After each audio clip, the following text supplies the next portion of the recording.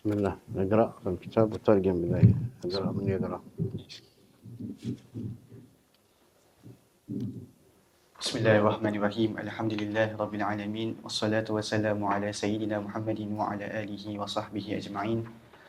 قال سيدنا الإمام الحداد رحمه الله تعالى ونفعنا بعلومه في الدارين آمين. قال: وقال دواء الحرص على الدنيا ثلاثة، أحدها النظر إليها بعين الاستحسان، وعنه يكون حب البقاء للتمتع، والثاني تعظيم الناس لأربابها، ومنه يكون التفاخر والتكاثر، والثالث توهم أن لا قوام بدونها، وعنه ينشأ البخل وخوف الفقر.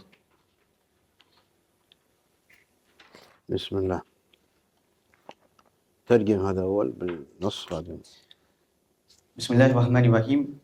Berkata Sayyidina Imam Al-Haddad rahimahullahu ta'ala, dan sebab-sebab menjaga ataupun mencari-cari kepada urusan-urusan dunia adalah tiga.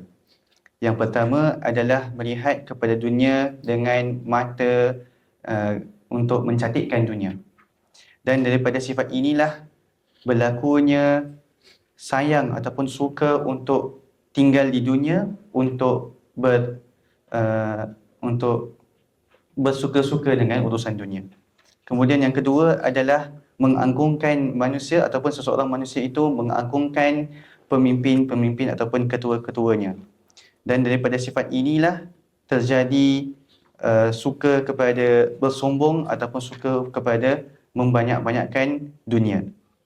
Yang ketiga adalah satu tawahum ataupun satu fahaman ataupun satu kekeliruan bahawa kalau tak ada dunia maka tak ada faedah ataupun tak ada berharga kehidupan itu. Dan daripada sifat inilah melahirnya sifat bukhul, sifat bakhil dan juga takut kepada kefakiran. Alhamdulillah.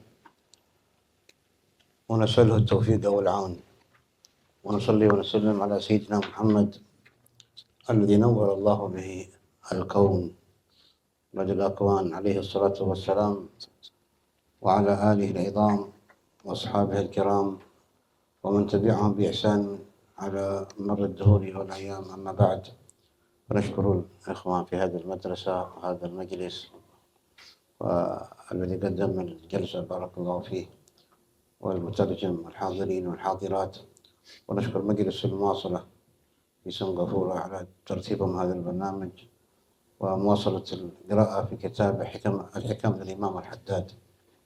والنبي صلى الله عليه وسلم قال إن من الشعر لحكمة، إذا جاء في الأثر أو كان هذا. وأيضا الحكمة الضالة المؤمن أينما وجدها أخذها. فالحكمة هي ما ينطق به الله به اللسان من حسن البيان، تدل على أن من وراء الكلمات معاني كثيرات. تفضل. تقولنا عليكم. Maka Habib bermula dengan memuji Allah Subhanahu Wa Taala dan sampaikan selawat dan salamnya kepada sebaik-baik ciptaan iaitu Nabi Muhammad sallallahu alaihi wasallam dan juga kepada para sahabat, para tabi'in. Dan Habib juga meluahkan rasa syukurnya kepada semua hadirin dan juga kepada pihak muasalah atas penyusunan majlis yang penuh barakah ini. Dan antara perkara yang telah direkodkan ataupun diriwayatkan dalam asar ataupun hadis, di mana sesuatu hikmah itu adalah ataupun satu wisdom ataupun hikmah itu adalah satu perkara yang dihilangkan oleh seseorang itu, maka siapa yang dapat perkara ini iaitu hikmah, maka dia akan ambilnya. فأهل الحكمة هم أهل الخير الكثير، لذا قال الله في وصفهم يؤتي الحكمة من يشاء ومن يؤتى الحكمة فقد أوتي خيرا كثيرا وما يذكر إلا أولو الألباب، ولا يلقن الحكمة إلا أهل الخير الكثير كما وصف العزيز القدير. فالإمام الحداد ممن أوتي الحكمة ولديه ما أطلعه الله عليه من العلوم الجمة الظاهرة والباطنة، لأنه صاحب بصيرة، وصاحب البصيرة صاحب فتح من الله والعلم اللدني الذي قال الله فيه: وعلمك ما لم تكن تعلم. وقال أيضا: وعلمناه من لدنا علما. وقال أيضا في التقوى: واتقوا الله ويعلمكم الله. كل ذلك من ورائه العلم اللدني، الحكم التي تنطق بها اللسان الحكيم، من أوتي الحكمة الخير الكثير. Dan di antara mereka yang dikurniakan hikmah adalah Sayyidina Imam Al-Haddad, di mana sebelum itu Habib berkatakan bahawa hikmah ini terkandung padanya kebaikan yang sangat banyak. Seperti apa yang telah difirmankan oleh Allah Subhanahu Wa Taala, barang siapa yang telah dikurniakan hikmah, maka telah dikurniakan kebaikan yang sangat banyak. Dan Imam Al-Haddad rahimahullah ta'ala adalah seorang yang dikurniakan kepadanya hikmah yang zahir dan yang batin, di mana beliau memiliki daripada kurniaan Allah Subhanahu Wa Taala, memiliki basirah, iaitu daya untuk melihat dengan hati, di mana dapat melihat yang zahir dan yang batin. Dan juga ini adalah hasil daripada ilmu yang datang daripada Allah Subhanahu Wa Taala, seperti yang telah difirmankan oleh Allah Subhanahu Wa Taala bahawa seorang hamba itu telah dikurniakan oleh Allah ilmu laduni, iaitu ilmu langsung daripada Allah Subhanahu Wa Taala. Dan daripada ilmu laduni inilah terlahir daripadanya hikmah-hikmah yang mana telah dihimpunkan oleh Imam Al-Haddad. ولهذا جمع في حكمه في شعره ونثره، وهذه الحكم من حكم النثر. ولديه الديوان الذي سماه الدر المنظوم، در من الدرر المنظوم أي شعر، ليس لكل أحد، ولكنه قال: لذوي العقول والفهوم، أي لمن يعقل ومن يفهم. هذا قال استودعنا في ديواننا من السر والبيان ما لم نودعه في غيره من الكتب من مؤلفاتنا. وهذه الحكم في رسائله المباركة جمعت بكتاب الحكم، وكل حكمة فيها أو منها فيها طياتها كثير من المعاني التي أوردها الإمام الحداد عليه رضوان الله، غير أن نستعين بالله على فهم ما جاء في بعض نصها، لعل الله يكرمنا بشيء من العقل والفهم حتى نكون من ذوي العقول والفهوم. Dan Imam Al-Haddad rahimahullah ta'ala dengan hikmah yang telah dikurniakan kepadanya telah menghimpunkan banyak hikmah. Di antaranya adalah hikmah daripada dalam bentuk syair ataupun dalam bentuk nasr, ataupun nasr itu adalah kirakan jumlah yang kita nampaklah dalam kitab ini, di mana antara kitab-kitab ataupun himpunan hikmahnya yang terkandung dalam bentuk syair adalah satu syair yang dinamakan Ad-Dur Al-Manzum, ataupun permata-permata yang dibentukkan dalam syair. Dan ini, untuk memahami syair ini ataupun hikmah yang terkandung dalam syair ini, ia memerlukan daya kefahaman dan akal yang tinggi. Sebab itu bila Imam Al-Haddad mengarang syair ini, beliau mengatakan bahawa ini adalah hikmah ataupun adalah syair yang telah disediakan untuk orang-orang yang mempunyai akal dan kefahaman yang luas. Dan hikmah-hikmah Imam Al-Haddad ini mengandung padanya banyak rahsia dan juga banyak pengajaran, di mana kita harus minta daripada Allah Subhanahu Wa Taala agar kita dapat diberikan pertolongan dan bantuan daripada Allah, supaya kita dapat menjadi orang-orang yang memahami hikmah-hikmah ini. Dan apabila kita faham, kita akan jadi di antara orang-orang yang memiliki kefahaman dan akal yang luas, seperti yang dikatakan oleh Imam Al-Haddad. ولهذا لما ذكر هذه الحكمة في نثره وقال رضي الله عنه: دواعي الحرص على الدنيا ثلاث، أحدها النظر إليها بعين الاستحسان، فهذا أحد دواعي الافتتان بالدنيا والحرص عليها، وهو أن ينظر إليها بأن يراها مستحسنة مرغوب فيها، ولذلك يتمتع عنه يكون ذلك الاستحسان، يكون حب البقاء للتمتع، حب أن يبقى فيها ليتمتع لأنه مستحسن لها، أن الحق للتمتع بها. فهو عليه رضوان الله قد ناجى مولاه في قصيدته وأن يفكيه شر نفسه وإن شر الدنيا، لأن النفس والدنيا والهواء والشيطان هؤلاء أربعة يعدون من أعداء الإنسان. فقال في قصيدته: يا ويح نفس الغوية عن السبيل السوية، أضحت تروج علي وقصدها الجاه والمال.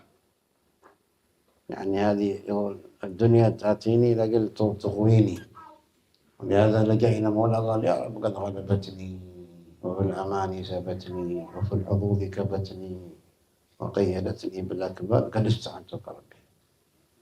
قد استعنتك ربي على مداواة قلبي وحل عقدة كربي وانظر إلى الغم إن جاء.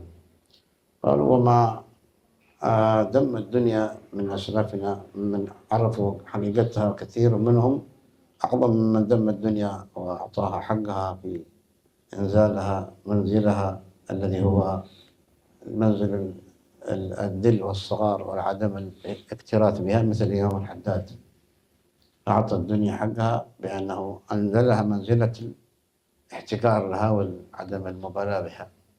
هذا نبه على هذا المقصد الأول، الأمر الأول الذي لا يكون من دواعي الحرص على الدنيا ترك الأحد النظر إليها بعين الاستحسان، وأنه يكون حسب حب البقاء للتمتع بها.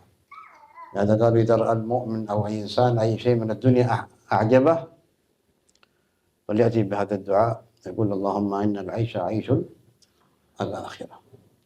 هذا المتاع فاني، متاع زائل، يعني المتاع الزائل لا يعتمد عليه العاقل، المتاع الزائل لا يعتمد عليه العاقل.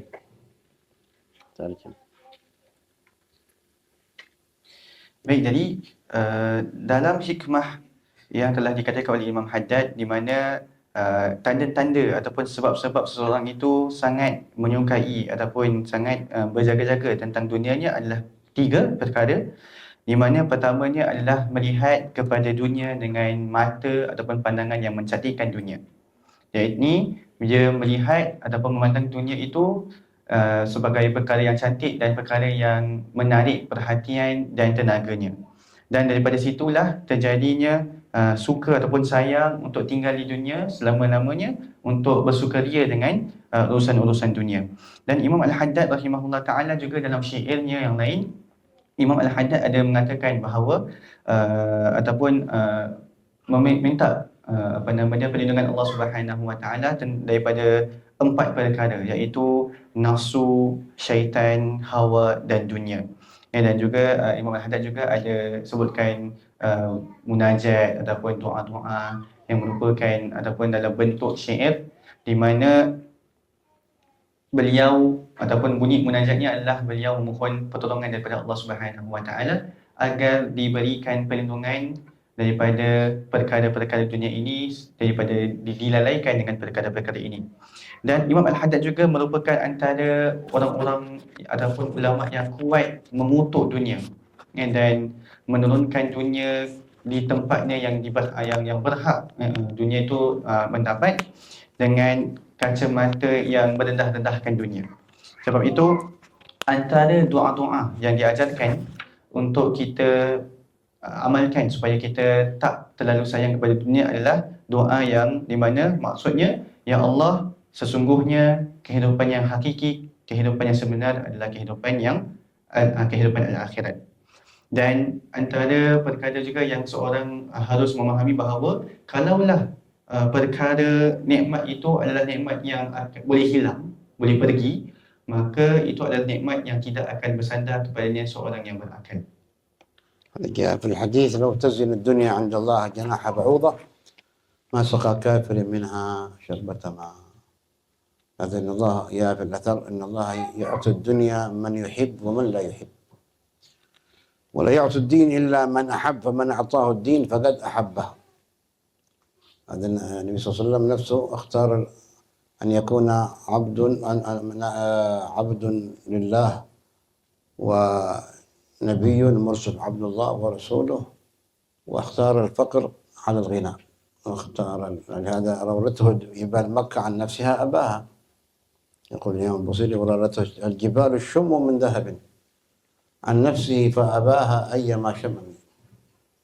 فما أراد رسول الله اختار الآخرة على الدنيا.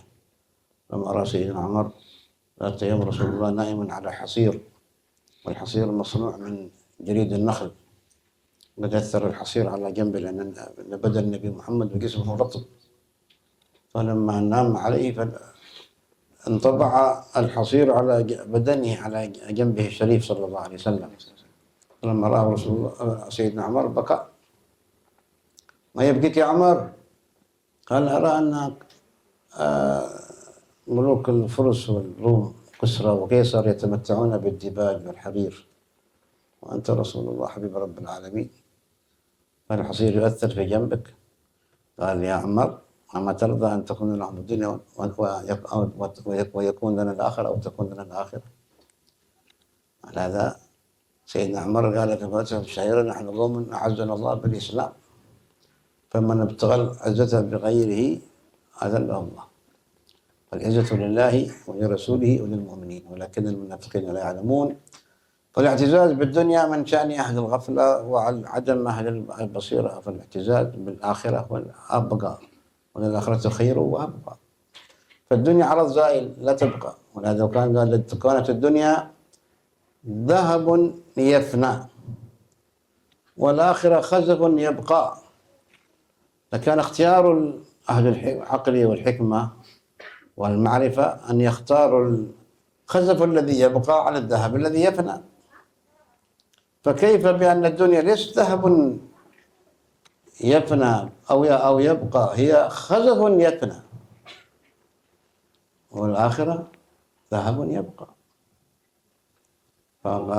بسبيل المثال قال: جاءك شخص قال: أعطيك كيلو من الذهب تبقيه عندك أمانة، أو أعطيك هذا الخزف من الفخار من الطين، لك خذه لك، اختار أحد الأمرين.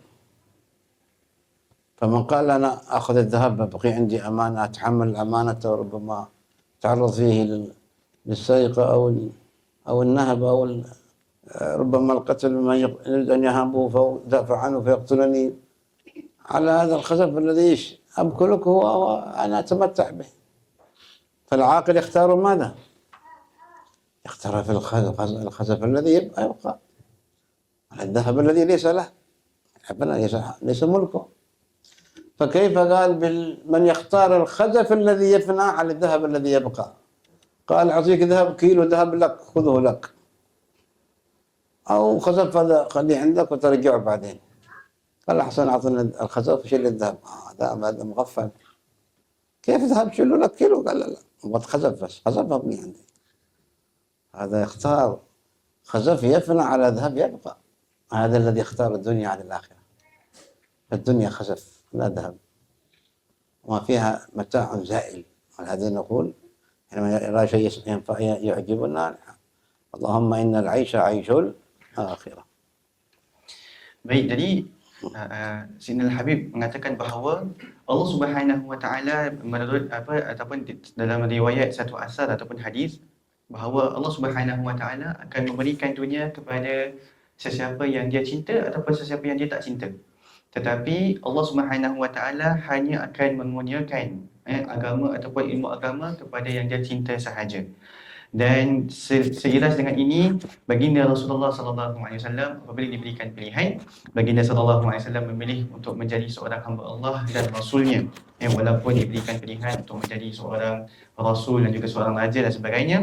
Dan sebab itulah Imam Al-Busiri mengatakan dalam burdahnya bahawa yang dimaksudkan menurut kefahaman saya, bahawa baginda sallallahu alaihi wasallam telah dikurniakan gunung yang telah diciptakan ataupun dijadikan daripada emas, tetapi kita tahu bahawa beliau atau baginda sallallahu alaihi wasallam menolaknya. Dan kemudian menurut hadis yang lain pula, di mana Sayyidina Umar radhiyallahu taala anhu pernah melihat tempat tidurnya baginda Rasulullah sallallahu alaihi wasallam dan melihat keadaan tempat tidurnya, beliau menangis. Maka baginda sallallahu alaihi wasallam pun bertanya kepada Sayyidina Umar: "Wahai Umar, kenapa engkau menangis? Apa yang menangiskan engkau?" Maka beliau, yakni Sayyidina Umar pun mengatakan bahawa para raja-raja di empire-empire lain, mereka bermewah-mewahan, mereka tidur dalam keadaan yang sangat selesa dan mewah. Tetapi melihat keadaanmu wahai Rasulullah amat menyedihkan. Maka baginda sallallahu alaihi wasallam mengatakan ataupun bersabda, tidakkah engkau redha bahawa mereka mempunyai dunia tetapi kita pula akan mempunyai akhirat.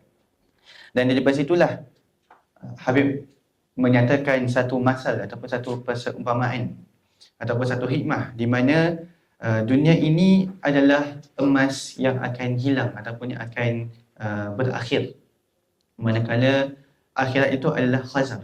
Khazaf maksudnya adalah perkara yang diciptakan daripada tanah, batu kan, fakhar daripada الفخار الذي يصنع من التراب ويحرق، هذا خزف. Tanah liat. Jadi khazaf itu adalah menurut Habib adalah batu yang dijadikan daripada tanah liat yang boleh dibakar ataupun mungkin bisa jadi sumber api dan sebagainya. Maka menurut hikmah ini, dunia adalah emas, ataupun ini bukan hikmah lah, mungkin ada orang memahami bahawa dunia ini adalah emas yang akan berakhir, ada pengakhirannya, manakala akhirat pula adalah batu yang diciptakan ataupun dijadikan daripada tanah yang akan berpanjangan ataupun berkekalan. Tetapi hakikatnya sebenarnya dunia itu adalah batu yang akan berakhir. Maksudnya nilainya kalau nak dibandingkan dengan akhirat, dunia adalah batu, manakala akhirat pula adalah emas yang akan berpanjangan. Jadi kalaulah seseorang itu diberikan kepadanya pilihan, engkau nak emas dan kau kena jaga emas ini, jadi emas ini jadi amanah untuk kau, 1 kilo emas ni jadi amanah untuk kau, kau kena jaga, kau kena pulangkan kepada aku bila aku minta balik, ataupun engkau pilih untuk dapat 1 kilo batu, yang batu ini akan tinggal bersama kau selama-lamanya. Maka orang yang berakal akan memilih batu yang akan bersama dengannya selama-lamanya kerana tidak mahu bebanan amanah. Tetapi orang yang tidak berakal ataupun orang yang terjerumus dalam kelalaian, mereka pula apabila diberikan pilihan, engkau nak batu yang dijadikan amanah 1 kilo ni, batu ni kau kena jaga, kau kena kasih balik kepada aku bila diminta, ataupun engkau nak emas yang kau akan miliki selama-lamanya, maka orang yang tidak diberikan hikmah, mereka akan memilih untuk memiliki batu yang tak ada nilainya tetapi dibebankan dengan amanahnya. Jadi itulah perumpamaan di mana seseorang itu memilih dunia dengan seisinya dan nilainya kalau tidak dapat dibandingkan dengan akhirat yang akan kekal selama-lamanya.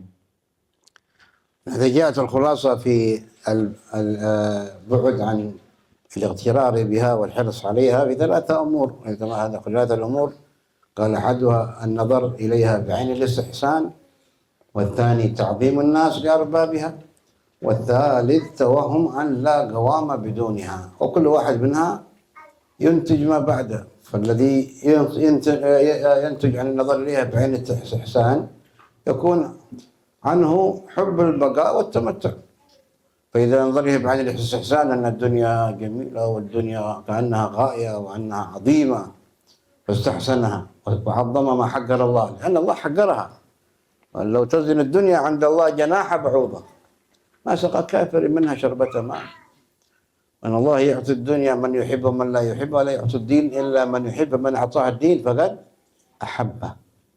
فمن استحسنها جاء عنده هذا نتج عنده أنه يحب البقاء، استحسنها والتمتع بها.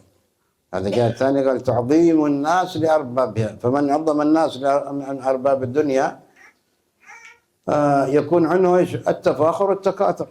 فإذا عظم أهل الدنيا عظمها وعظمهم، فعظمها بتعظيمه لهم.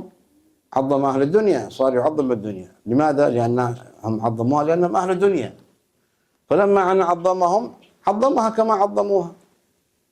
ولو أنه لم يعظمهم، لم يكن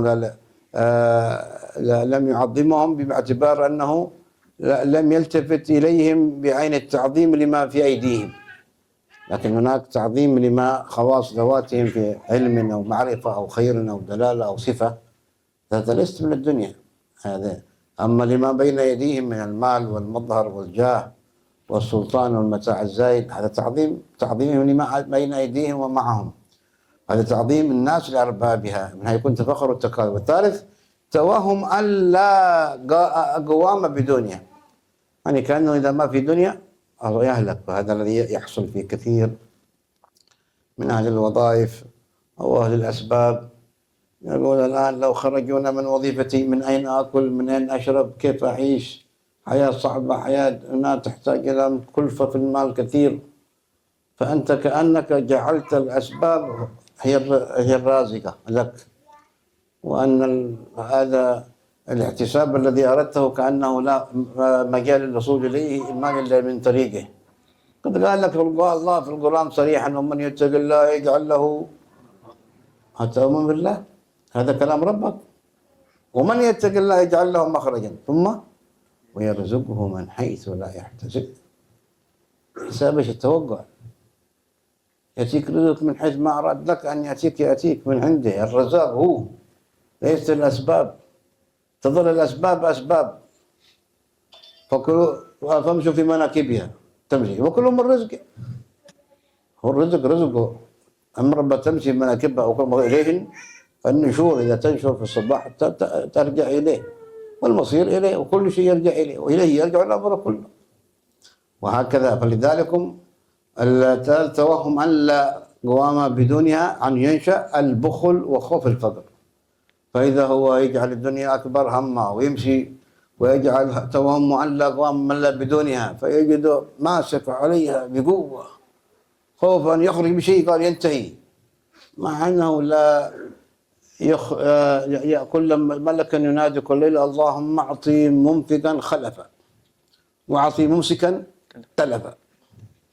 فهو يمسك من أجل أن يبقي، وهو يتلف. الممسك يتلف الله عليه ماله، ولكن الله يقول: وما تنفقوا من شيء فهو يخلفه. الخلف من عنده. وهكذا. فلذلك التمتع بها على قدر ما ممكن للإنسان فيها، من غير اغترار بها ولا استحسان لها ولا تعظيم لأربابها ولا توهم أن لا قوام بدونها. هذه كلها إذا وجدت كانت دواعي الحرص على الدنيا، وهي مهلكة والعياذ بالله.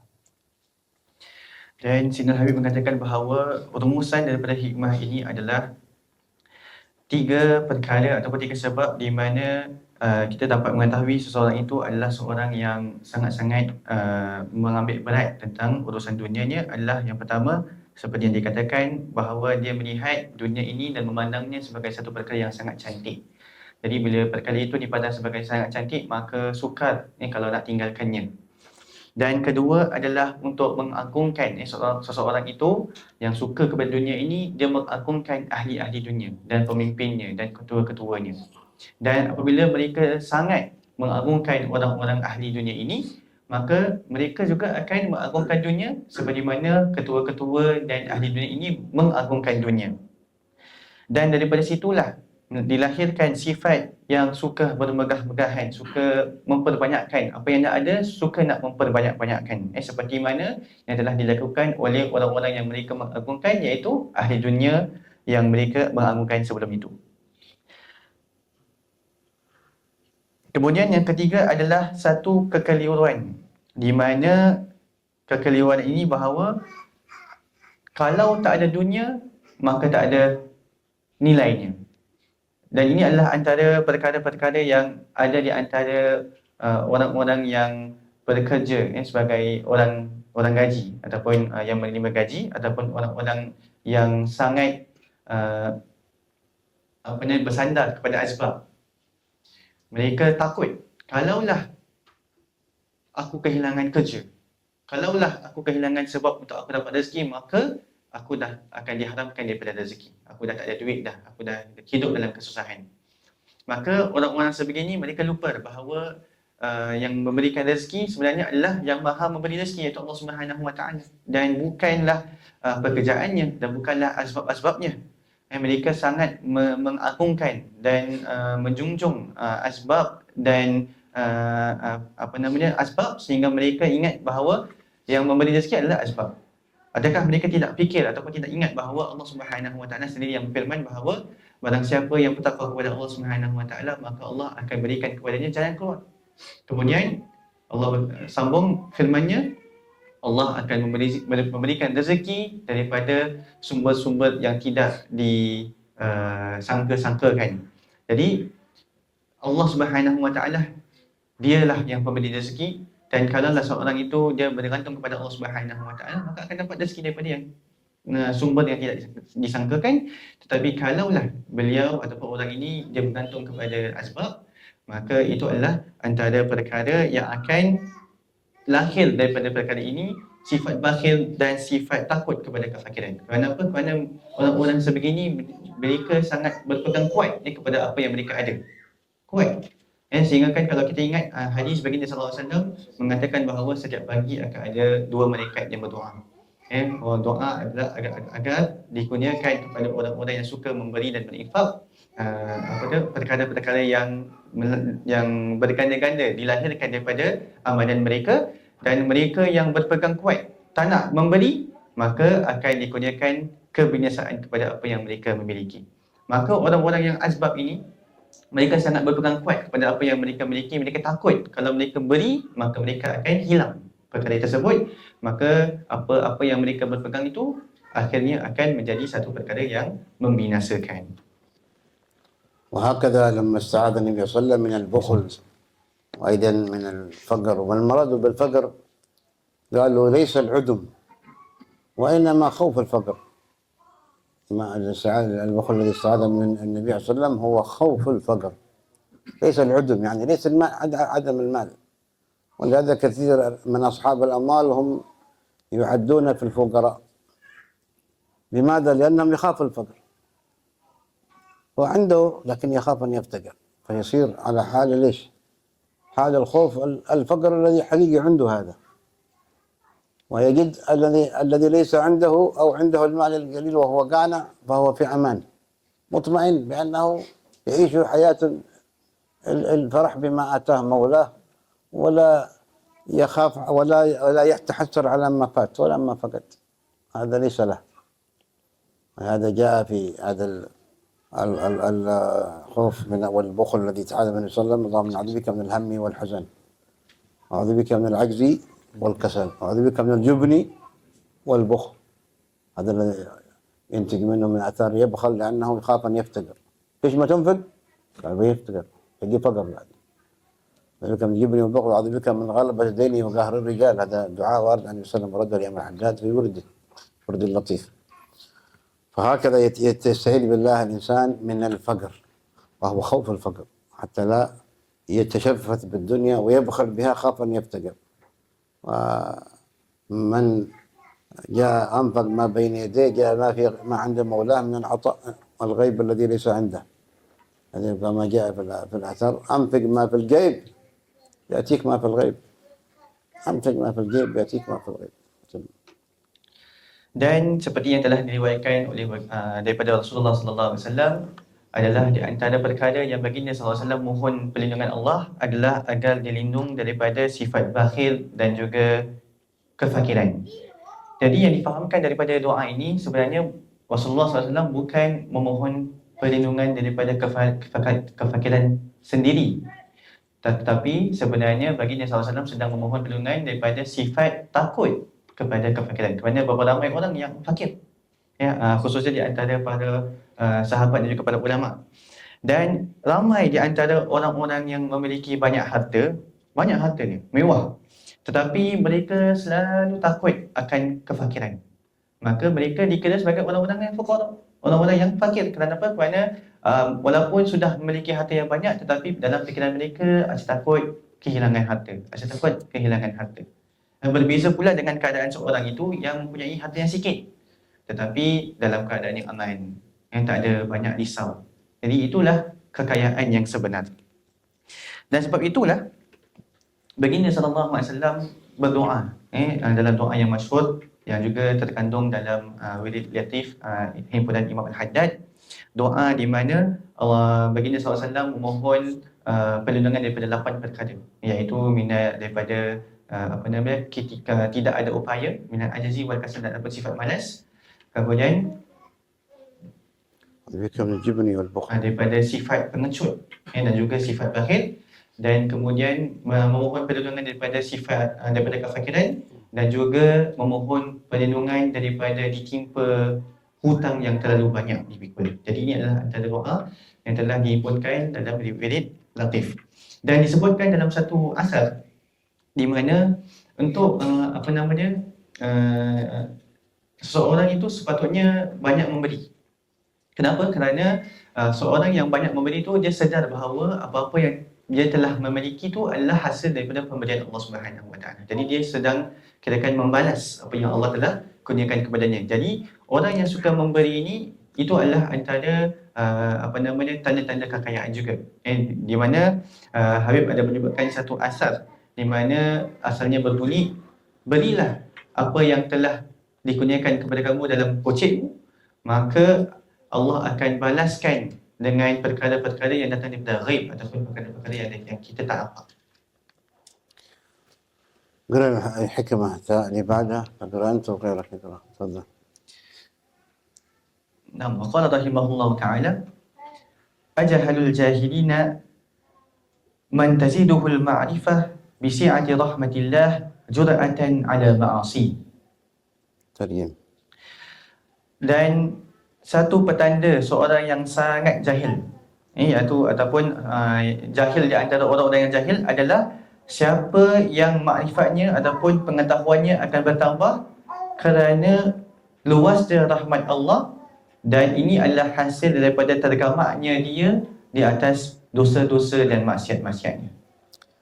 نعم. يذكر الإمام هنا في مسألة من هو أجهل الجاهلين. كلهم جاهلين وفي أجهلهم أكثرهم جهل. من هو هذا؟ قال: من تزيد المعرفة بسعة رحمة الله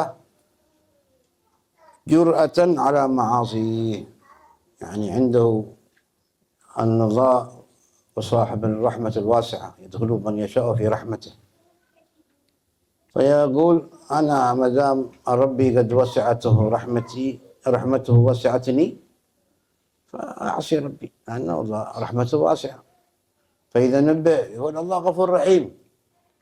الله غفور رحيم بلا شك، لكن لمن؟ الله وإني لغفار لمن تاب وآمن وعمل صالحا ثم اهتدى. مش المتجرين عليه.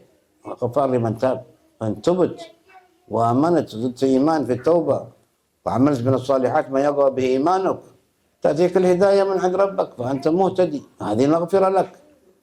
أما هو هذا يسمى من؟ ما هو جاهل، هو أجهل الجاهلين. إيش اللي يحصل؟ تزيده المعرفة بسعة رحمة الله، واسع الرحمة والفضل، والله كريم، والله جواد، والله رحيم، والله يختص برحمة من يشاء، صاحب الرحمة الواسعة، ورحمتي وسعت كل شيء. يعني قال: فساكتبها للذين يقيمون الصلاة والذين هم بآياتنا يؤمنون. هو الرحمة الواسعة لكل أحد، فهو يتخذ سعة رحمة الله وسيلة له إلى الجرأة على المعصية، جرأة على المعاصي، فهو أجهل الجاهلين. فلما تزيد المعرفة بسعة رحمة الله جرأة على معاصيه، أو لم يعلم من يعصيه كما هو غفار لذلك هو قهار، أو هو كما هو رحيم كذلك منتقم. فمقابل أن الله غفور رحيم، أن الله شديد العقاب للطول، هذا مغفرته ورحمته وتوبته، مقابله أن شديد العقاب للطول، الله قادر مقتدر. وهكذا يفعل بعد العصيان لمن عصوه، قال: وهو قهار كما هو رحيم كذلك منتقم، وقد وعد على عصيانه عقابه على عطاته إحسانه. قال: إن رحمة الله قريب من المحسنين. هذا في رحمة من ايش؟ من أحسن. الرحمة الواسعة هي قريبة لمن أحسن، وأن رحمة قريبة. وهكذا قال: وهذا أجهل الجاهلين بمن هو تزيده المعرفة بسعة رحمة الله جرأة على معاصيه، ومن هو أعلم العالمين مقابل الجهل الجاهلين. قال: أعلم العالمين من تزيده أي المعرفة السابقة ذكرها، أي المعرفة بسعة رحمة الله شدة خوف منه وعظيم احتراز من عصيانه. لما شهد سعة رحمة الله ازداد خوف، ازداد خشية. هذا قال الله في وصفهم إن الذين هم من خشية ربهم مشركون والذين هم بآيات ربهم يؤمنون. إلى أن قال الكلمة بعد قال والذين يؤتون ما آتوا، في قراءة سبعية ما أتوا، والذين يؤتون ما آتوا وقلوبهم وجلة. قال له التفسير يؤتون ما آتوا وما أتوا من العمل الصالح، هم الأعمال الصالحة، القيام الليل، العبادة، الخشوع. يؤتون ما آتوا وقلوبهم وجلة. الوجل ايش؟ الوجل الخوف. لما الوجل يا هذا العمل؟ قال أنهم إلى ربهم راجعون. هذا الذي قال هو أعلم العالمين من تزيده أي المعرفة بسعة رحمة الله شدة خوف منه وعظيم احتراز من عصيانه. هذا يذكر أيام الحداد في يتهم نفسه بأنها قوية وأنها خرجت عن السبيل السوية وأن تراوده وتضحى تراوده عن الوقوع في العصيان. ولاوح نفس الغوية عن السبيل السوية أضحت تروج علي. ايش بقى؟ قالوا قصدها الجاه والمال. ايش عندك من جاه يا امام حداد؟ ايش عندك من مال؟ لكنه حقيقة هذا ما وصل إليه، هو من أعلم العالمين، لأنه عرف من معرفته لسعة رحمة ربه أنه ازداد بذلك خوف من الله وعظيم احتراز من معاصيه عليه رضوان الله. Maka manusia ni ada golongan yang orang-orang jahil, tetapi ada juga golongan yang lebih jahil daripada orang-orang yang jahil ini. Di mana golongan yang paling jahil di antara orang-orang yang jahil ini adalah mereka tambah pengetahuan berkenaan dengan rahmat Allah Subhanahu Wa Taala kerana mereka tergamak untuk buat maksiat kepadanya. Mereka selalu katakan bahawa Allah tu rahmatnya luas. Maka selama mana aku di antara perkara-perkara yang di dalam lingkungan rahmat Allah ni, selagi mana tu aku kalau buat maksiat pun aku akan tetap diberikan rahmat dan pengampunan Allah Subhanahu Wa Taala. Jadi pemikiran mereka ataupun orang sebegini yang tergamak adalah mereka selalu mengatakan bahawa Allah tu Maha mengampun, Maha mengasihani. Itulah yang selalu bermain-main di fikiran mereka. Tetapi mereka tidak tahu bahawa betul Allah tu memang Maha pengampun, Allah tu memang betul Maha mengasihani. Tapi untuk siapa? Mereka lupa bahawa firman Allah, Allah itu adalah Allah yang Maha mengampun lagi Maha mengasihani untuk mereka yang bertaubat, mereka yang beramal soleh, mereka yang Allah redha dengan keimanan mereka. Maka mereka lupa semua perkara itu. Dan mereka terlupa juga bahawa betul Allah memang selalu mengatakan bahawa Allah itu Maha mengampun lagi Maha mengasihani, tetapi Allah yang sama jugalah Allah itu azabnya adalah azab yang pedih. Ataupun Allah itu Maha perkasa, Allah itu Maha berkuasa. Maka mereka lupa akan perkara-perkara ini. Cuma yang bermain di pemikiran mereka adalah pemikiran yang khayal bahawa Allah itu sentiasa Maha mengampun lagi Maha mengasihani. Dan mereka lupa bahawa rahmat Allah ni memang dia rahmat yang meluasi segala sesuatu, tetapi rahmat Allah ni lebih dekat dengan orang-orang yang berbuat baik. Jadi mereka lupa bahawa berbuat baik itu adalah antara sebab untuk mendapat rahmat Allah Subhanahu Wa Taala. Dan hasil daripada hikmah ini, di mana Imam Haddad mengatakan bahawa orang yang paling jahil di antara orang-orang jahil adalah mereka yang tambah kepengetahuan tentang rahmat Allah itu kerana tergamak atas maksiat-maksiatnya, maka boleh difahamkan yang lawannya. Yang di mana orang yang paling alim di kalangan orang-orang yang berilmu adalah sesiapa yang tambah pengetahuan tentang rahmat Allah itu, ia akan menambahkan ketakutan kepada dirinya.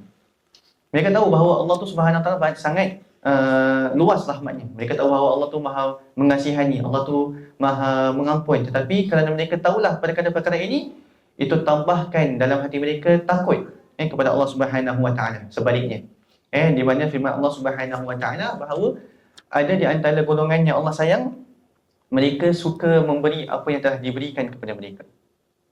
Apakah yang telah diberikan kepada mereka? Walaupun Habib ada mengatakan bahawa ada dua qiraat di sini. Ada di dalam bahasa Arab ada dua qiraat. Tetapi orang-orang golongan ini mereka selalu memberi apa yang telah diberikan kepada mereka. Apakah antara perkara yang diberikan kepada mereka? Bukan sahaja harta benda, tetapi kadang-kadang amal soleh adalah antara perkara yang Allah telah kurniakan kepada mereka. Dan mereka suka memberi, mereka suka mengamalkannya. Walaupun sebegitu keadaan mereka, tetap dalam hati mereka itu menggigil, bergetar ketakutan. Kenapa? Kerana mereka tahu pada akhirnya mereka akan pulang kepada Tuhan mereka. Sebab itu Imam Al-Haddad antara orang-orang, antara ulama yang sangat selalu menyalahkan diri mereka. Saya rasa tadi awal lagi tadi Habib ada mengatakan bait-bait ini juga yang telah diulangi dalam poin tadi, di mana Imam Al-Haddad dalam bait-baitnya menyalahkan dirinya, yang sangat suka kepada yang selalu ikut-ikut hawanya, yang suka yang yang selalu bermegah-megah cinta kepada hartanya. Tetapi apakah harta yang telah dimiliki oleh Imam Haddad? Kita tahu bahawa Imam Haddad bukanlah orang yang sangat-sangat kaya, tetapi kerana Imam Al-Haddad adalah antara mereka yang memahami bahawa ini adalah orang-orang yang alim di antara para ulama adalah bila mendapatkan ataupun mendapati rahmat Allah, itulah sebab tambahnya dalam hatinya takut kepada Allah Subhanahu wa taala.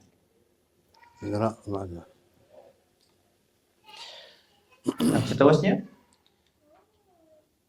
wa qala man haddatha nafsahu bit-taubati min adh-dhanbi qabla al-wuqu'i fihi da'ahu dhalika ila fi'lihi.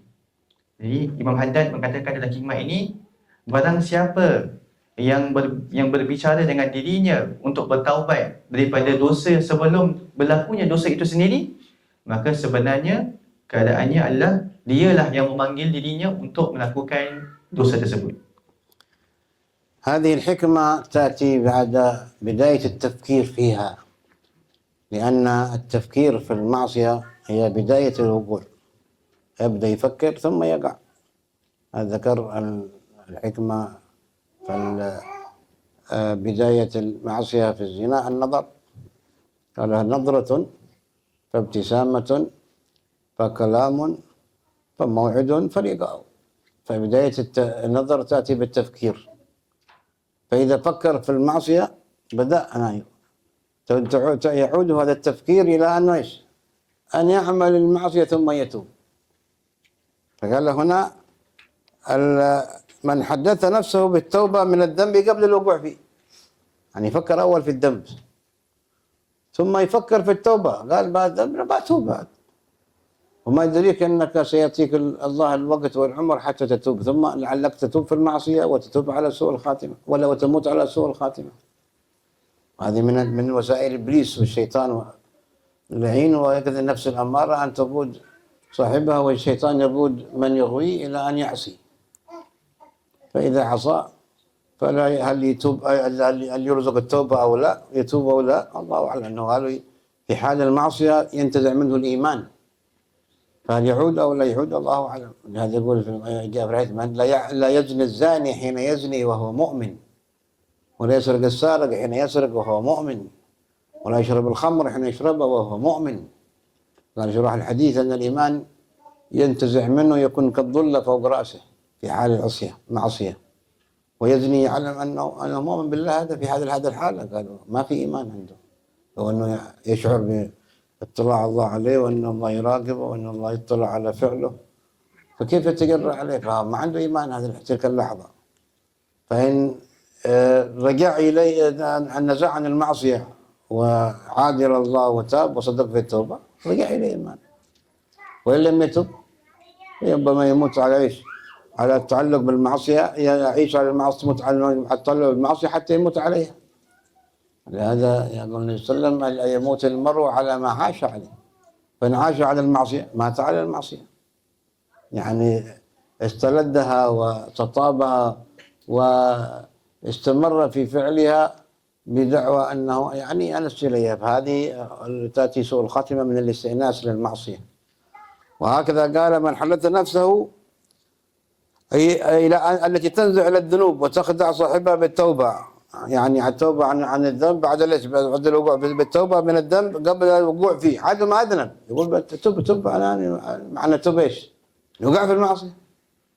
هذا من حدث نفسه عن الوقوع قبل الوقوع فيه من حدث نفسه بالتوبة من الذنب قبل الوقوع فيه دعاه ذلك إلى فعله. إلى فعل ليش؟ فعل الذنب. يعني معناه اذنب على تتوب.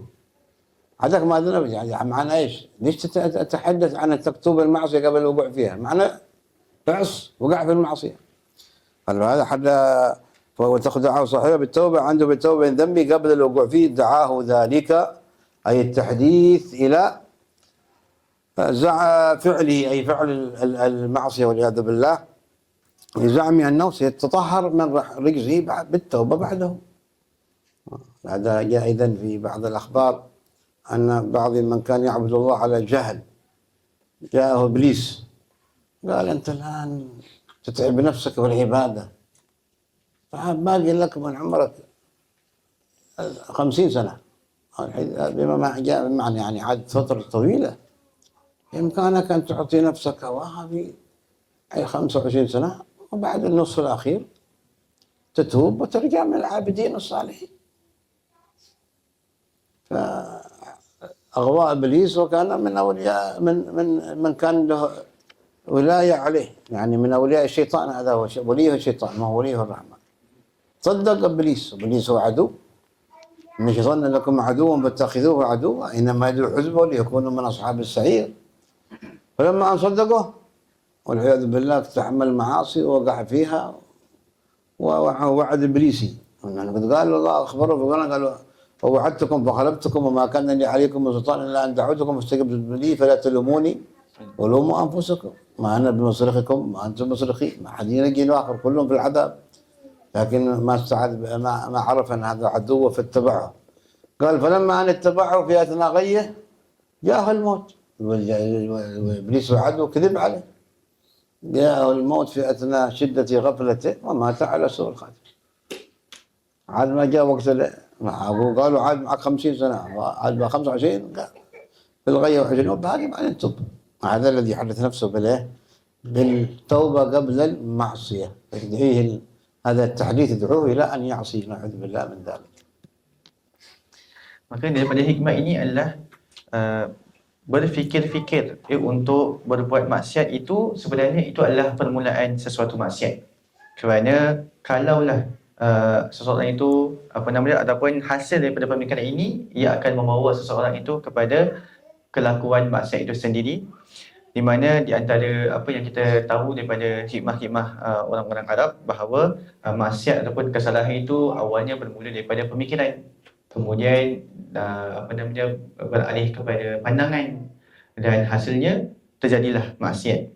Dan ini adalah antara penipuan syaitan dan iblis yang dia laknat, dan juga nafsu yang selalu memanggil-manggil untuk berbuat kejahatan ataupun keburukan.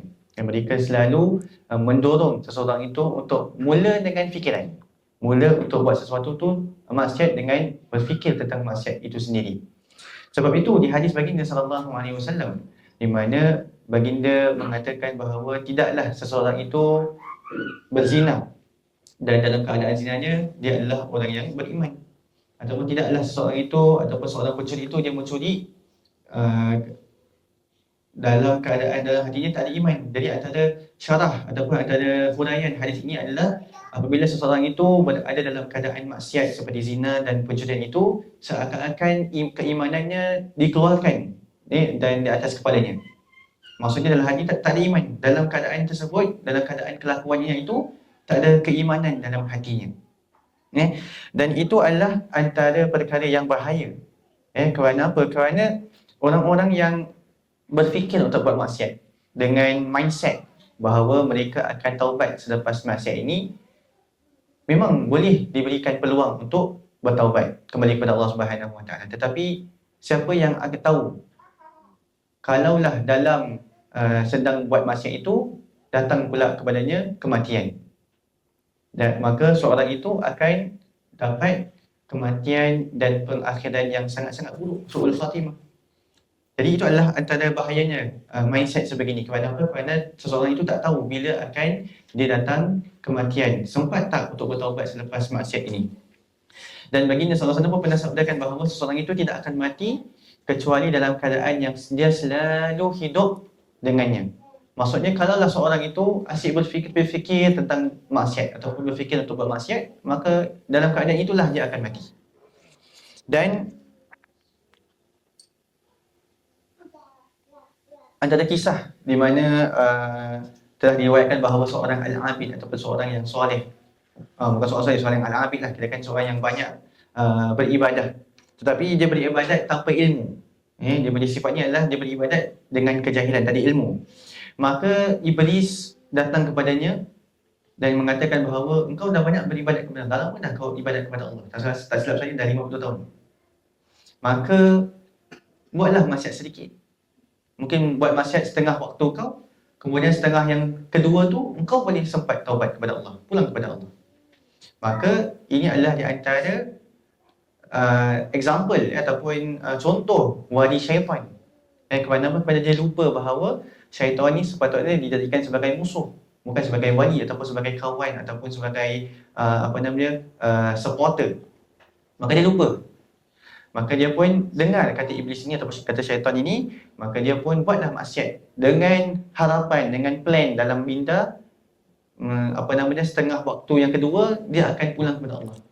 Maka di dalam kelakuan perbuatan maksiatnya itu datanglah kepadanya kematian dan akhirnya dia mati dalam keadaan yang buruk pengakhirannya, wal-iyadzubillah. Jadi ini adalah antara bahayanya mindset ini, di mana seseorang itu kena jauhkan dirinya dan pemikirannya tentang satu maksiat. Kerana pemikiran berbuat maksiat itu sendiri adalah maksiat. Jadi seorang itu mesti kena taubat. Siapa yang pernah terfikir untuk lakukan maksiat, kena taubat. Walaupun belum melakukan maksiat tersebut, terlebih kena taubat kerana pemikirannya untuk melakukan maksiat itu sendiri dah merupakan maksiat. أنا نكمل حكمة ولا عندهم أسئلة؟ Nak sambung satu lagi hikmah ke nak?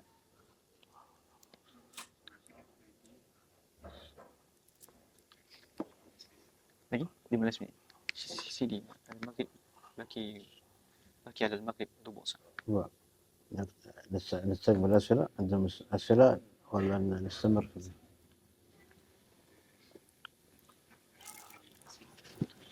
CD نفتح مجال للأسئلة. بسم الله.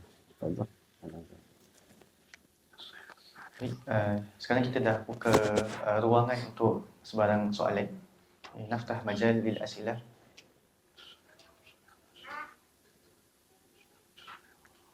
Min al-ahbab wa min al-akhwat. Daripada apa nama? تفضل. خواطر المعصية يعني أحيانا لا نستطيع أن نملك يأتي كيف؟ عالج. بارك الله فيك. هذا سؤال وجيه. يقول أحيانا المعصية تهجم على أو فكر المعصية أو خاطرة تهجم على الإنسان، كيف يدافع هذا الخاطر؟ نعم، ذكروا أن الخواطر ثلاثة: خاطر شيطاني وخاطر نفساني وخاطر رحماني. ثم هذه خاطر الرحماني نمة الملك. وهناك علامة للخاطر الشيطاني ويفرق بينه وبين الخاطر النفساني. الخاطر الشيطاني علامته أنه يخنس من ذكر الله. الشيطان يخنس في الحديث: إذا سمع الشيطان الأذان الله أكبر قال هرب أو انطلق وله ضراط، يعني صوت لا يريد أن يسمع الله أكبر أو يشهد المؤذن، لأن المؤذن يشهد له كل شيء، ما يبغى يشهد هذا، ما يبغى صوت الأذان الله أكبر. فإذا ذكر الله الشيطان يهرب من ذكر الله. ولهذا قالوا علاج الخاطر الشيطاني بالذكر، إما أن تأخذ النفس ثم تأتي تستعيذ بالله 10 مرات بنفس واحد، لأن الله يقول: وإما ينزغنك من الشيطان نزغ فاستعيذ بالله من الشيطان الرجيم. لا تقرأ فاستعيذ بالله إنه السميع العليم. تأخذ نفس تقول: أعوذ بالله السميع العليم من الشيطان الرجيم، أعوذ بالله السميع العليم من الشيطان الرجيم، أعوذ بالله السميع العليم من الشيطان الرجيم، أعوذ بالله السميع العليم من الشيطان الرجيم، أعوذ بالله السميع العليم من الشيطان الرجيم، في نفس واحد. هذا مما يحرق فيه خاطر الشيطان. وأيضا الذكر الجلالة بالتعظيم، أيضا تأخذ نفس وتذكر الله بهذا، هي الكيفية، تحرق هذه حركة، وهذا الذكر يحرق الشيطان، أنفاس الشيطان وكيده، كيده ضعيف. تأخذ نفس، قال تطاطي راسك إلى جهة صدرك، وتأخذ نفس وترفع راسك بلفظ